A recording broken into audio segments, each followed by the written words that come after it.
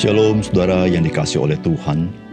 Gereja adalah persekutuan dari orang-orang percaya dan dibangun oleh Yesus Kristus. Dan kenyataan lahirnya gereja yaitu ketika Roh Kudus dicurahkan kepada orang-orang percaya. Salam jumpa dalam program Tuhan adalah Gembalaku. Seperti apakah gambaran di dalam benak saudara tentang gereja itu? Apakah sebuah organisasi religius atau sebuah institusi yang mengawasi moralitas? Atau sebuah komunitas sebagaimana komunitas hobi atau yang sejenisnya? Di mana jikalau saya mendapatkan apa yang saya sukai, saya akan berada di sana. Namun jika tidak, maka saya akan pindah mencari komunitas yang baru. Saudara, Alkitab mengajarkan kepada kita bahwa gereja itu adalah keluarga Allah atau keluarga rohani di dalam Kristus. Di dalam keluarga, maka setiap anggota itu berharga. Dan oleh karena itu, relasinya bukan berdasarkan transaksional. Saya berbuat apa untuk mendapat apa. Tetapi relasinya dibangun atas kasih yang bersifat saling atau resiprokal. Saudara, marilah kita menghayati dan menghidupi kehidupan persekutuan orang percaya yang disebut gereja sebagaimana yang Tuhan desain. Mari kita membaca 1 Timotius pasal 5 ayat 1 sampai dengan 16. Janganlah engkau keras terhadap orang yang tua, melainkan tegurlah dia sebagai bapa. Tegurlah orang-orang muda sebagai saudaramu, perempuan-perempuan tua sebagai ibu, dan perempuan-perempuan muda sebagai adikmu dengan penuh kemurnian. Hormatilah janda-janda yang benar-benar janda. Tetapi jika seorang janda mempunyai anak atau cucu, hendaknya mereka itu pertama-tama belajar berbakti kepada kaum keluarganya sendiri dan membalas budi orang tua dan nenek mereka, karena itulah yang berkenan kepada Allah. Sedangkan seorang janda yang benar-benar janda yang ditinggalkan seorang diri, menaruh harapannya kepada Allah dan bertekun dalam permohonan dan doa siang malam. Tetapi seorang janda yang hidup mewah dan berlebih-lebihan, ia sudah mati selagi hidup. Peringatkanlah hal-hal ini juga kepada janda-janda itu, agar mereka hidup dengan tidak bercela. Tetapi jika ada seorang yang tidak memelihara sanak saudaranya, apalagi seisi rumahnya, orang itu murtad dan lebih buruk dari orang yang tidak beriman. Yang didaftarkan sebagai janda hanyalah mereka yang tidak kurang dari 60 tahun yang hanya satu kali bersuami. Dan yang terbukti telah melakukan pekerjaan yang baik, seperti mengasuh anak, memberi tumpangan, membasuh kaki saudara-saudara seiman, menolong orang yang hidup dalam kesesakan. Pendeknya mereka yang telah menggunakan segala kesempatan untuk berbuat baik. Tolaklah pendaftaran janda-janda yang lebih muda, karena apabila mereka sekali digairahkan oleh kebirahian yang menceraikan mereka dari Kristus, mereka itu ingin kawin. Dan dengan memungkiri kesetiaan mereka yang semula kepadanya, mereka mendatangkan hukuman atas dirinya. Lagi pula dengan keluar masuk rumah orang, mereka membiasakan diri bermalas-malas dan bukan hanya bermalas-malas saja, tetapi juga meleter dan mencampuri soal orang lain dan mengatakan hal-hal yang tidak pantas. Karena itu aku mau supaya janda-janda yang muda kawin lagi, beroleh anak, memimpin rumah tangganya, dan jangan memberi alasan kepada lawan untuk memburuk-burukkan nama kita. Karena beberapa janda telah tersesat mengikut iblis. Jika seorang laki-laki atau perempuan yang percaya mempunyai anggota keluarga yang janda, hendaklah ia membantu mereka, sehingga mereka jangan menjadi beban bagi jemaat. Dengan demikian, jemaat dapat membantu mereka yang benar-benar janda.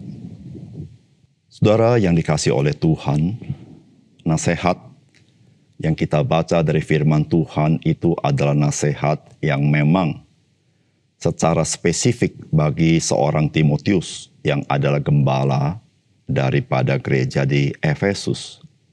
Namun dari nasihat ini kita dapat memahami seperti apakah itu gereja dan bagaimanakah gereja harus berfungsi. Salah satu yang ditulis dalam bagian ini adalah kepedulian gereja kepada janda. Saudara, janda pada zaman itu, saudara, berbeda dengan hari ini. Karena para perempuan pada zaman itu tidaklah berpendidikan tinggi. Sehingga ketika dia menjadi seorang janda, dia menjadi seorang yang pasti mengalami kesulitan demi kesulitan. Saudara, bagaimanakah Timotius harus menolong para janda ini? Maka Rasul Paulus memberikan nasihat. Dan tentu, saudara, di dalam nasihat memberi bantuan kepada janda, itu terkait dengan keterbatasan atau kekurangan atau kelemahan daripada seorang janda yang tidak ada penopang. Saudara, apakah pesan firman Tuhan bagi kita? Yang pertama, gereja itu adalah keluarga Allah, di mana relasi antar orang-orang percaya di dalamnya adalah sebagai saudara di dalam Kristus. Sehingga relasi itu diwarnai oleh saling menghormati dan saling mengasihi sebagai saudara. Saudara, firman Tuhan berkata, "Janganlah engkau keras terhadap orang yang tua, melainkan tegurlah dia sebagai bapa. Tegurlah orang-orang muda sebagai saudaramu, perempuan-perempuan tua sebagai ibu, dan perempuan-perempuan muda sebagai adikmu dengan penuh kemurnian. Hormatilah janda-janda yang benar-benar janda." Saudara, dari nasihat ini kita mengerti bagaimana sebetulnya relasi-relasi di dalam gereja Tuhan. Ketika kita membaca bagian ini, maka kita melihat relasi itu dibangun dengan kesadaran bahwa gereja itu adalah keluarga Allah atau keluarga rohani di dalam Kristus. Di situ, saudara, Rasul Paulus menasihati Timotius agar tidak boleh keras terhadap orang yang tua, melainkan menegur sebagai bapaknya. Demikian juga dengan orang-orang muda, maka tegurlah mereka seperti saudara, sebagai saudaramu terhadap perempuan-perempuan yang lebih muda, sebagai adikmu dengan penuh kemurnian. Kepada perempuan-perempuan yang lebih tua, perlakukan sebagai ibu. Lalu saudara perhatikan baik-baik.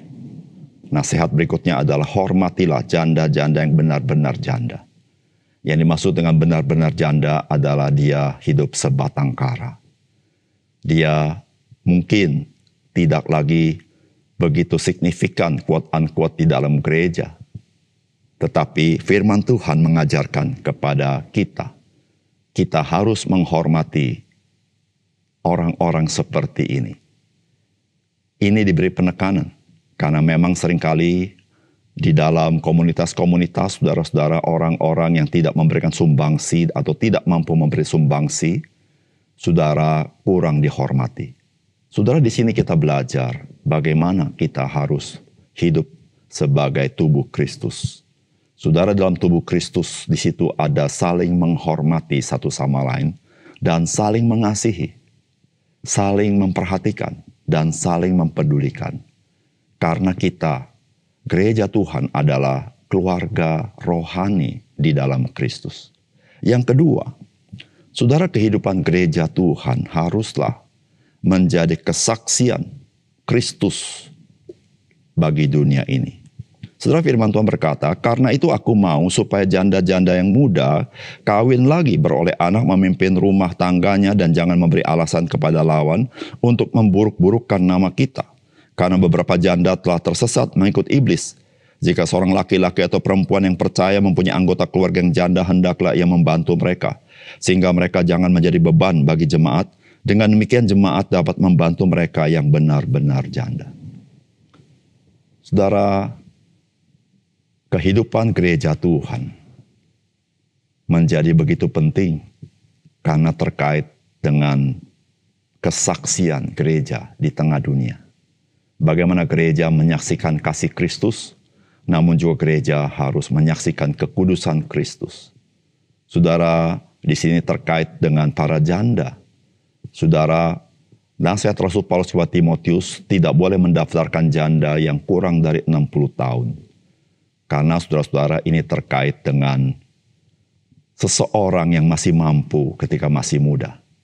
Tetapi ketika dia sudah tua, saudara, dia betul-betul tidak punya kemampuan. Apalagi janda-janda yang hidupnya sebatang kara dan tidak punya harta. Saudara, di situ Rasul Paulus menasihati Timotius yang didaftarkan sebagai janda, maksudnya adalah yang perlu dibantu oleh gereja. Tetapi mereka yang masih muda, Rasul Paulus menasihati agar mereka lebih baik menikah lagi daripada hidup meleter kemana-mana dan akhirnya, saudara, disalah sangka oleh masyarakat sehingga mempermalukan nama Tuhan. Saudara, di sini kita belajar, saudara, bahwa kehidupan di gereja Tuhan itu menjadi kesaksian bagi dunia ini. Oleh karena itu, saudara, ketika kita berada dan sadar kita ini berada di dalam tubuh Kristus, saudara, mari kita menjaga kesaksian akan keindahan Kristus di dalam tubuh Kristus itu.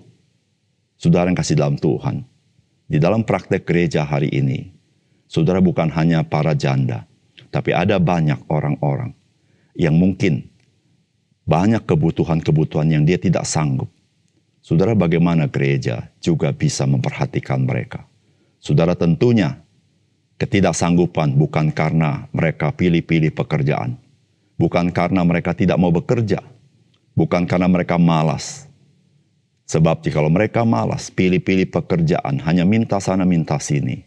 Saudara, firman Tuhan berkata, bagi mereka yang tidak bekerja, tidak usah makan. Saudara, nasihat ini keras. Tetapi saudara, orang-orang percaya yang malas, saudara, tidak pernah menjadi berkat dan tidak pernah menjadi kesaksian. Saudara, tetapi mereka yang benar-benar membutuhkan. Saudara, memang mereka butuh perhatian dan cinta kasih daripada saudara-saudara seiman.